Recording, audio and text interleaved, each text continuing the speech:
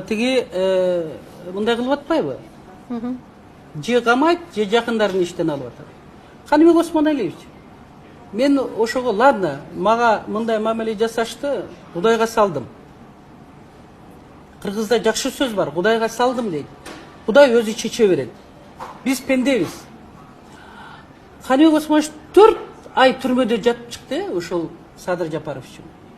Анын ошол жарасыл инисин алам деди Осмоналиевди губернаторлуктан. Аялын, баласын жумушталам деди.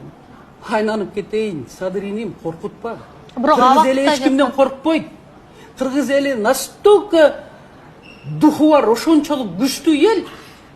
Коркутпагыла. И коркпогула кыргыз эли. Мен ушуну айтайын. Түрмөдө жаткандар силер да коркпогула. Бул күндөрдө өтөт. Бирок мен 5 күн болсо, мен 5 күн кирет элем. Ошол ГКМБнын СИЗОсуна. Кирип, Садырдан баштап барын тең духун көтөрүп чыгат элем. Ошол духуңарды сындырбагыла.